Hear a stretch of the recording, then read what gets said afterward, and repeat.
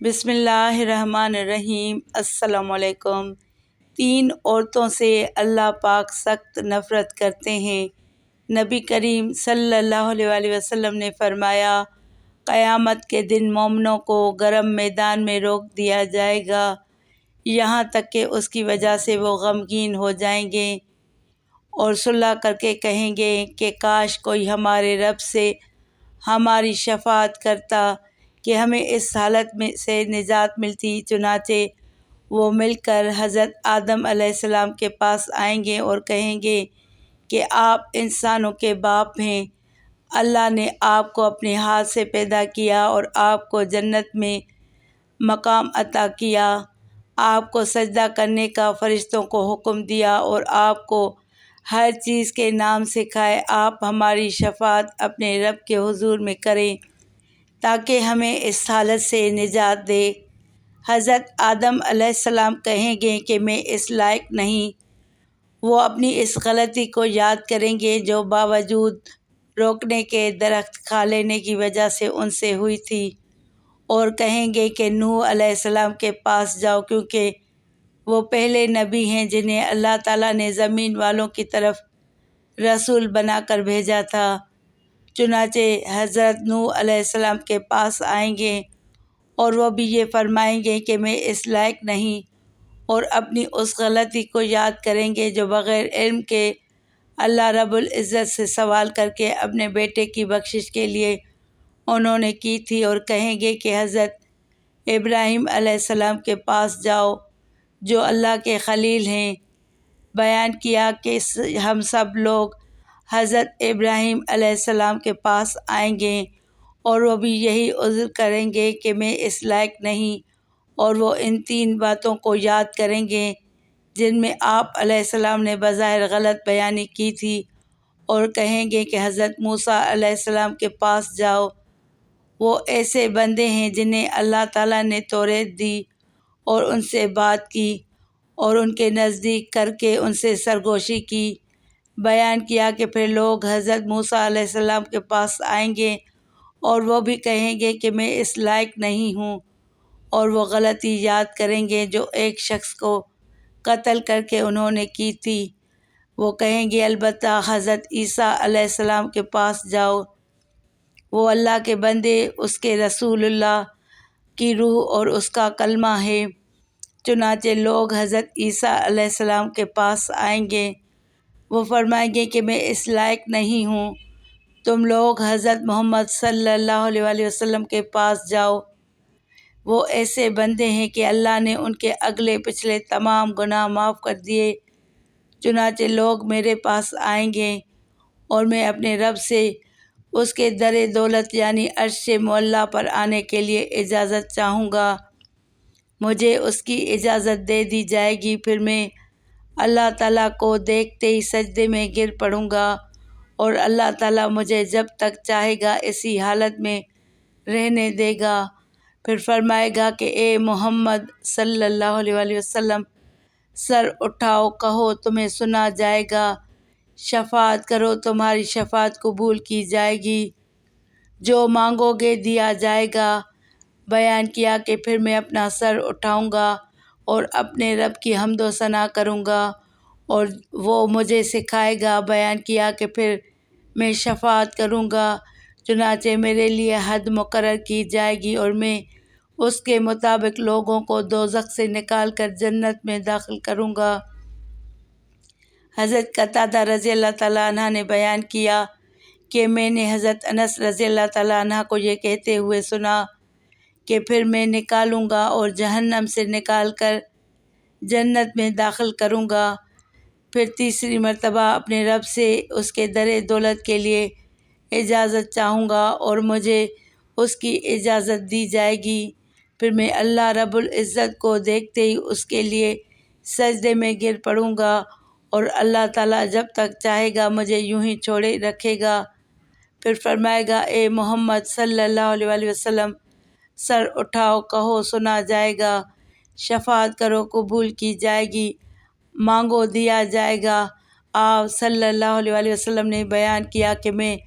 اپنا سر اٹھاؤں گا اور اپنے رب کی ایسی حمد و ثنا کروں گا جو وہ مجھے سکھائے گا۔ بیان کیا کہ پھر شفاعت کروں گا اور میرے لیے حد مقرر کر دی جائے گی اور میں اس کے مطابق جہنم سے لوگوں کو نکال کر جنت میں داخل کروں گا۔ حضرت قتادہ رضی اللہ تعالیٰ عنہ نے بیان کیا کہ میں نے حضرت انس رضی اللہ تعالیٰ عنہ کو یہ کہتے سنا کہ پھر میں لوگوں کو نکالوں گا اور انہیں جہنم سے نکال کر جنت میں داخل کروں گا، یہاں تک کہ جہنم میں صرف وہی لوگ باقی رہ جائیں گے جنہیں قرآن نے روک رکھا ہوگا، یعنی انہیں ہمیشہ ہی اسی میں رہنا ہوگا، یعنی کفار اور مشرکین۔ پھر آپ نے یہ آیت تلاوت کی جس کا ترجمہ ہے، قریب ہے کہ آپ کا رب مقام محمود پر آپ کو بھیجے گا۔ فرمایا کہ یہی وہ مقام محمود ہے جس کے لیے اللہ تعالیٰ نے اپنے حبیب صلی اللہ علیہ وسلم سے وعدہ کیا ہے۔ اللہ تعالیٰ اپنے جن بندوں سے پیار فرماتے ہیں ان کی نشانیاں نبی کریم صلی اللہ علیہ وسلم نے ذکر فرما دی ہیں۔ اسی طرح نبی کریم صلی اللہ علیہ وسلم نے اللہ تعالیٰ کے مبعوث ناپسندیدہ بندوں کی علامات بھی ذکر فرما دی ہیں تاکہ انسان اپنے آپ کو ان برے اوصاف سے بچائے۔ حضرت ابو ذر غفاری رضی اللہ تعالیٰ عنہ سے روایت ہے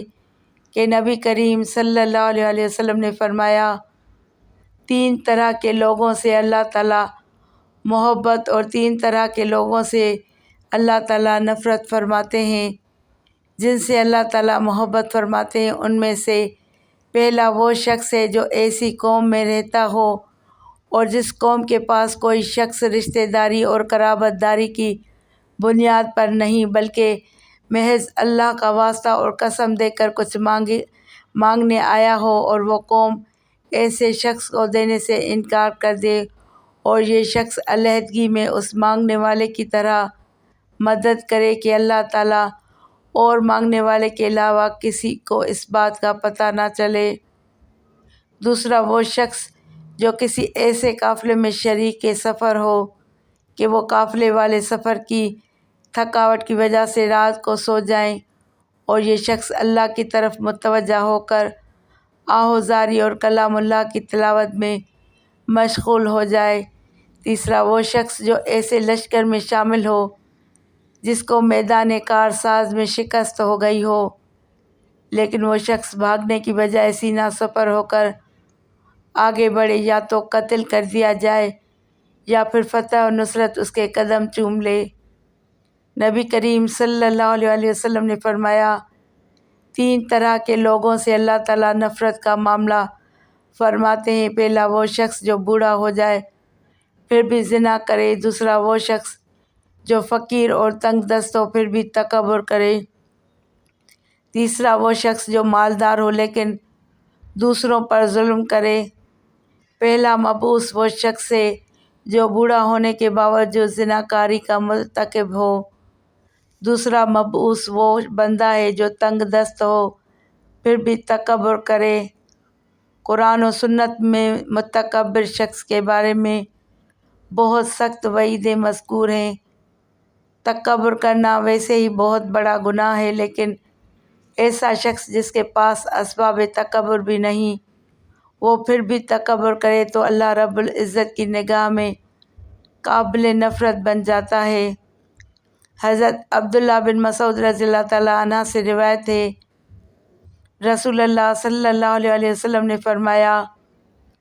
وہ بندہ جنت میں داخل نہیں ہوگا جس کے دل میں